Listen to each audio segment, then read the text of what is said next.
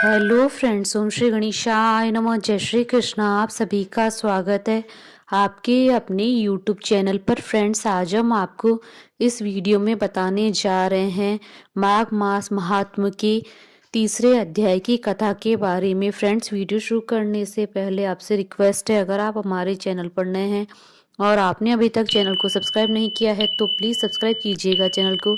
साथ ही प्रेस कीजिएगा bell icon को, जिससे नए वीडियो से रिलेटेड नोटिफिकेशन आपको तुरंत प्राप्त हो सके। और वीडियो पसंद आने पर वीडियो को लाइक और शेयर जरूर कीजिएगा, ताकि सभी भक्तों को इस वीडियो का लाभ प्राप्त हो सके। और कमेंट बॉक्स में जय श्री कृष्ण जरूर लिखिएगा। माघ मास महात्म्य तीसरा अध्याय प्रारंभ। तब राजा दिलीप कहने लगे कि महाराज, यह पर्वत कितना ऊंचा और कितना लंबा चौड़ा है। तब वशिष्ठ जी कहने लगे कि 36 योजन, 1 योजन 4 कोस का होता है। ऊंचा ऊपर चोटी में 10 योजन चौड़ा और नीचे 16 योजन चौड़ा है, जो हरी, चंदन, आम, मदार, देवदार और अर्जुन के वृक्षों से सुशोभित है। दुर्भिक्ष से दुखी होकर इस पर्वत को और फल फूलों से परिपूर्ण देखकर भृगु वहीं रहने लगे और यहाँ पर कंदराओं, वनों और उपवनों में बहुत दिनों तक तप करते रहे। इस प्रकार जब भृगु ऋषि वहां पर अपने आश्रम पर रह रहे थे तो एक विद्याधर अपनी पत्नी सहित अत्यंत दुखी थे। उन्होंने भृगु ऋषि को प्रणाम किया और ऋषि ने बड़े मीठे स्वर में उनसे कहा कि हे विद्याधर, तुम बड़े दुखी दिखाई देती हो, इसका क्या कारण है।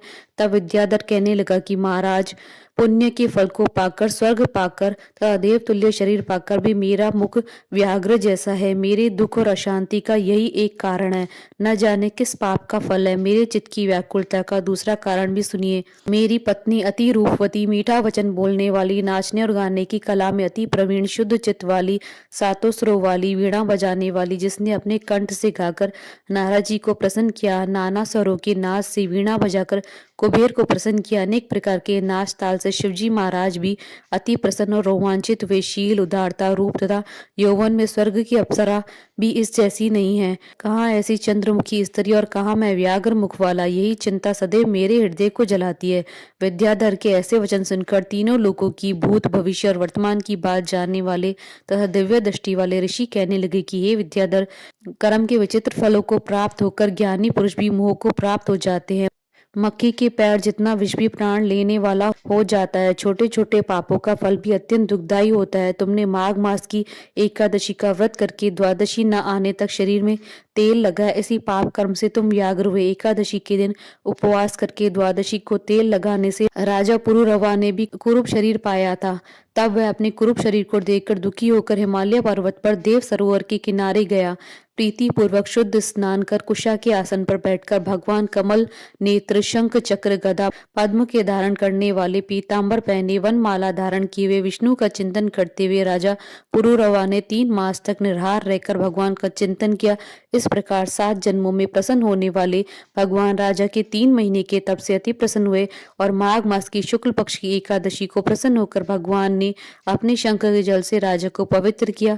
भगवान ने उसके तेल लगाने की बात याद दिलाकर सुंदर देवताओं का सा रूप दिया, जिसको देखकर उर्वशी भी उसको चाहने लगी और राजा कृतकृत्य होकर अपनी पुरी को चला गया। भृगु ऋषि कहने लगे कि हे विद्याधर, इसलिए तुम क्यों दुखी होते हो? यदि तुम अपना यह राक्षसी रूप छोड़ना चाहते हो तो मेरा कहना मानकर जल्दी से पापों को नष्ट करने वाली हेमकूट नदी में माघ स्नान करो, जहाँ पर ऋषि सिद्ध देवता निवास करते हैं। अब मैं इसकी विधि बतलाता हूँ। तुम्हारे भाग्य से माघ मास आज से 5वें दिन आने वाला है। पौष शुक्ल एकादशी से इस व्रत को आरंभ करो। भूमि पर सोना, जितेंद्रिय रहकर दिन में 3 समय तक स्नान करके महीना भर निराहार रहो। सब भोगों को त्याग कर तीनों समय भगवान विष्णु जी का पूजन करो।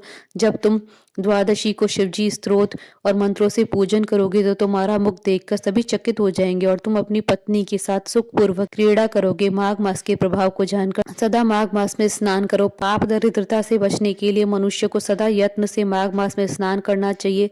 स्नान करने वाला इस लोक तथा परलोक में सदा सुख पाता है। वशिष्ठ जी कहते हैं कि हे दिलीप, भृगु जी की ये वचन सुनकर वह विद्याधर अपनी स्त्री सहित उसी स्थान पर पर्वत के झरने में माघ का स्नान करता रहा और उसके प्रभाव से उसका मुख देव सदस्य हो गया। वह मणिग्रीव पर्वत पर आनंद से रहने लगा। रघुजीवी नियम की समाप्ति पर शिष्यों सहित ईवा नदी के तट पर आ गए। इति श्री माघ मास महात्म्य 3रा अध्याय संपूर्ण। बोलिए भगवान श्री हरि विष्णु जी की जय, सनातन धर्म की जय। हमारे साथ इस वीडियो में अंत तक बने रहने के लिए आपका धन्यवाद। ओम श्री गणेशाय नमः। जय श्री कृष्णा।